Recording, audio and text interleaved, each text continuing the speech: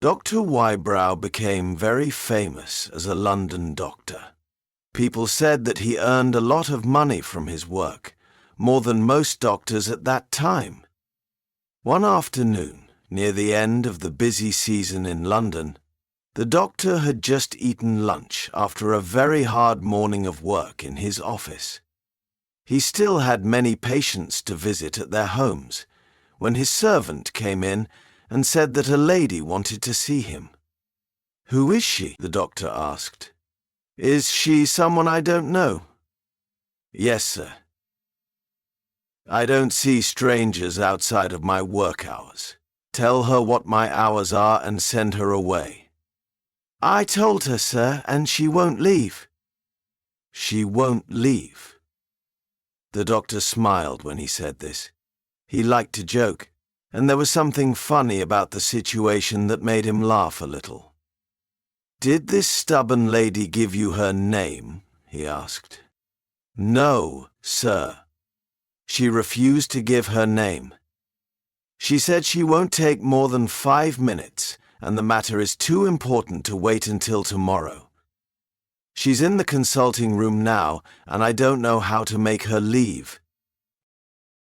Dr. Wybrow thought for a moment. He had been a doctor for more than 30 years and had met many women in his work. He knew that some women did not care about time and often used their position as women to get what they wanted. He looked at his watch and saw that he had to start visiting his patients soon, who were waiting for him at their homes. He decided to do the smartest thing he could in this situation. In other words, he decided to escape. "Is the carriage ready at the door?" he asked. "Ready at the door," replied the servant. "Good. Open the door for me quietly, and leave the lady alone in the consulting room. When she gets tired of waiting, you know what to tell her. If she asks when I'll come back, tell her that I'm eating dinner at my club and going to the theatre tonight. Now, Thomas, be quiet. If your shoes make noise, I am finished." He quietly walked to the hall, with the servant following him on tiptoe. Did the lady in the consulting room hear him? Or did Thomas's shoes make a noise? And was the lady good at hearing? Whatever the reason, what happened next was very clear. Just as Dr. Wybrow passed the consulting room, the door opened. The lady came out and put her hand on his arm. "I beg you, sir, don't leave without letting me speak to you first." Her voice sounded foreign. It was soft, but firm. She gently but strongly held the doctor's arm. Her words and actions didn't make the doctor want to listen to her request. What made him stop walking was the look on her face.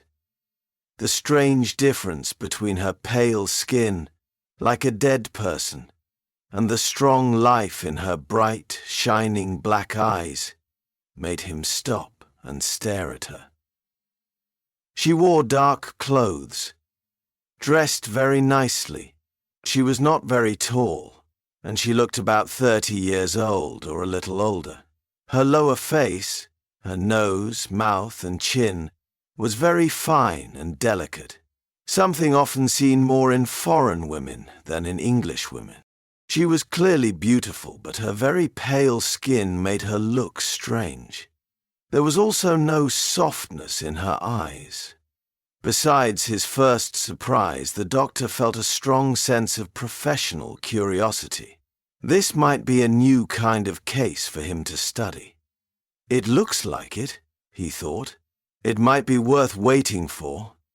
She noticed that she had made a strong impression on him and let go of his arm. "You have helped many sad women in your life," she said. "Help one more today?" Without waiting for an answer, she walked back into the room. The doctor followed her and closed the door. He sat her down in the patient chair near the windows. Even in London, the sun was very bright on that summer afternoon. The light shone on her. She stared at the sun without blinking, with strong eyes like an eagle. Her smooth, pale skin looked even whiter in the light. For the first time in many years, the doctor felt his heart beat faster because of a patient. Now that she had his full attention, the strange thing was that she had nothing to say. It seemed like she didn't care to talk anymore. The doctor, having to speak first, asked the usual question, "How can I help you?" The sound of his voice seemed to wake her up. Still looking straight at the light, she said quickly, "I have a hard question to ask. What is it?" Her eyes slowly moved from the window to the doctor's face. Without any sign of being upset, she asked her painful question in these surprising words. "I want to know, please, if I am in danger of going mad." Some people might have found this funny, and others might have been scared, but Dr. Wybrow just felt disappointed. Was this the rare case he had been hoping for? What? Just by looking at her, was this new patient just a woman who worried too much, whose problem was a bad stomach and a weak mind? He asked her sharply, "Why do you come to me? Why don't you see a doctor who treats people with mental illness?" She had her answer ready immediately. "I don't go to that kind of doctor," she said, "because he only knows one way to think. He judges everyone by his own rules. I come to you because my case doesn't fit into any rules. You are famous for finding out mysteries in sickness. Are you happy with that answer?" He was more than happy. His first thought was right, after all. Besides, she was correct about his professional skills. What made him famous and successful was his special talent for finding unusual diseases. "I am ready to help you," he replied. "Let me try to find out what is wrong with you." He asked her medical questions. She answered quickly and clearly. Her answers showed that she was in good health, both in her mind and body. Not satisfied, the doctor examined her heart and other important organs. Neither his hands nor his stethoscope could find anything wrong. With the same patience and care that he had shown since he was a student, he tested her again and again. But the results were always the same. There was no sign of brain disease, and her nervous system was working perfectly. "I can't find anything wrong with you," he said. "I don't even know why your skin is so pale. You are a complete mystery to me." "The pale color of my skin is nothing," she replied, sounding a little impatient. "When I was young, I almost died from being poisoned. Since then, I've never had good skin. My skin is so sensitive I can't put on makeup without getting a terrible rash. But that doesn't matter. I wanted your clear opinion. I believed in you, and now you have let me down." She lowered her head sadly. "And so it ends," she said quietly to herself. The doctor felt sorry for her. Or maybe it was his professional pride that felt a bit hurt. "It might still end well," he said, "if you choose to help me." She looked up with bright, intense eyes. "Speak clearly," she said. "How can I help you?"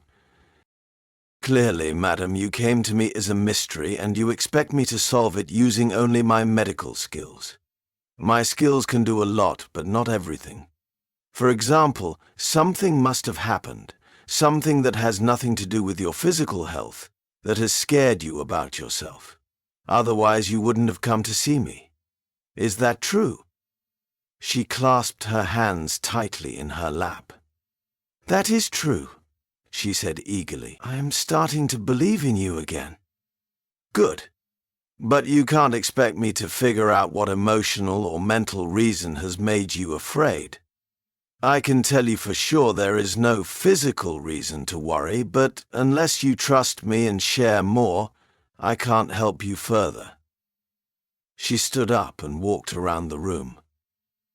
"What if I tell you?" she said. "But remember, I won't give any names. There is no need for names. I just need to know the facts." "The facts don't matter," she replied. "I can only share my feelings, and you'll probably think I'm just being silly when you hear them. But never mind. I will try to satisfy you." She sat down again. In the simplest words, she began to tell the strangest and most unbelievable story the doctor had ever heard.